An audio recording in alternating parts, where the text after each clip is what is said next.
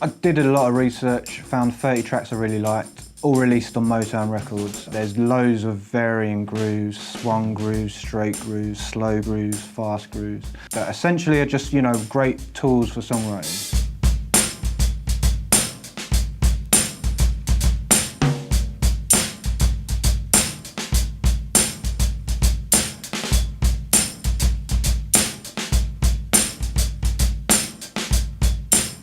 We're at Livingston Studio 1 in North London, where we've been the last few days recording some Motown drum tracks for the DrumDrops catalogue, some new stuff with Timmy Rickard.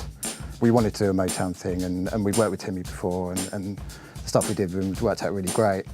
And we wanted to ask him what he thought would be a really cool way to record like a Motown type sound. And his concept was to set the drum kit up in a kind of biggish live room with some other mics around. As you know, the original concept of Motown was everyone was in one room, so you had a lot of open mics, you know, singers, brass players, whoever, all in the same room. The drums are on every mic, so you've got to try and recreate that. So what we've done is try to emulate that by having a bunch of kind of fake mics in the room with the kit. So there's, you know, we've got a fake sort of brass section set up. So there's 3 mics there, 2 Coles ribbons, 4038s and a Sony 38B.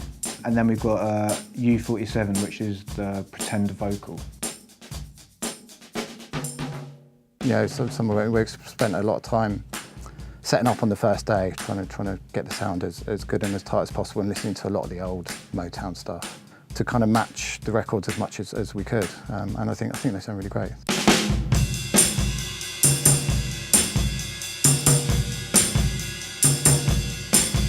I'm using my Ludwig 1963 Club Date drum kit. Bass drum, 20-inch bass drum, 12-inch rack tom, and 14-inch floor tom. Cymbals, so the hi-hats are vintage Zildjian.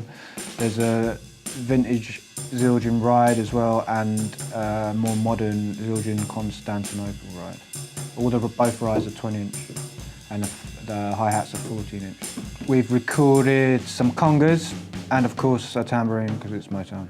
We have 2 U67s, which are close to the kit, so one on the kick drum, and then one kind of above the kick drum, pointed at the snare, which picks up everything basically. And that one's got a little bit of EQ, a little bit of compression. That's your main kind of drum mic.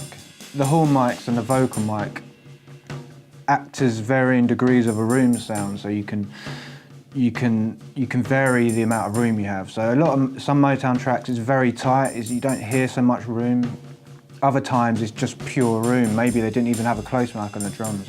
So you need, depending on what track you're working on, you've got those options to make it very roomy, or not roomy at all, just use a close mic. Essentially, the drum sound is a combination of those close mics with the bleed from the other mics, which gives it that room sound, which Motown's famous for. What you're seeing here is the 6 mics coming back on the desk, but this is just for listening, so we're just using that to monitor the sound. And what we've used is a lot of the gear in the room to record stuff, so Timmy was very adamant that he wanted to use as much valve gear as possible.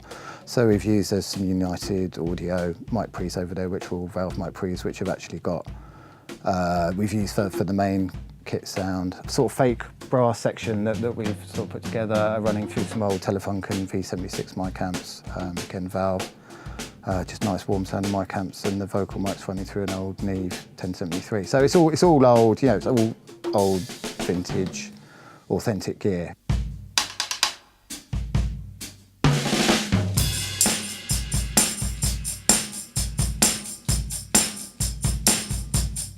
All the DrumDrops catalogue we do, we try and record via tape if we can, because again, it's how those original tracks would have been recorded. Obviously, you get that tape sound, which people like, you know, particularly for drums. Basically, there's 2 processes. So the first thing, what we've been doing the last couple of days, is recording drum tracks, 3-minute-ish drum performances based on old Motown grooves. We'll also take those multi-tracks, and we'll you know, spend some time further mixing those to try and, you know, for the separate tracks, maybe add some reverb, save reverb on some of the original tracks. And then that will be available to buy as a mix. After we finish doing all the drum tracks, then we multi-sample the kit, which involves Timmy hitting the drums kind of over and over many times. We record each drum separately using the same mics we used in exactly the same way for the multi-track. So for the kick drum, for instance, I'll just get Timmy just to hit the drum as we were playing it, but from quiet to loud, lots and lots of times. So we end up with kind of hundreds of samples of just the kick drum. And then we'll do the same for, we've used 4 snares when we recorded all the multi-track stuff, so we'll sample each one of those snares individually as well. And we build packs for EXS24 and Logic and stuff in Reason and Drum Rack in Ableton. It's all, people can buy the one pack and they get all that included in the one thing. The main pack we build is for Contact 5, which has every single sample that we do, and it's a really kind of quite involved thing.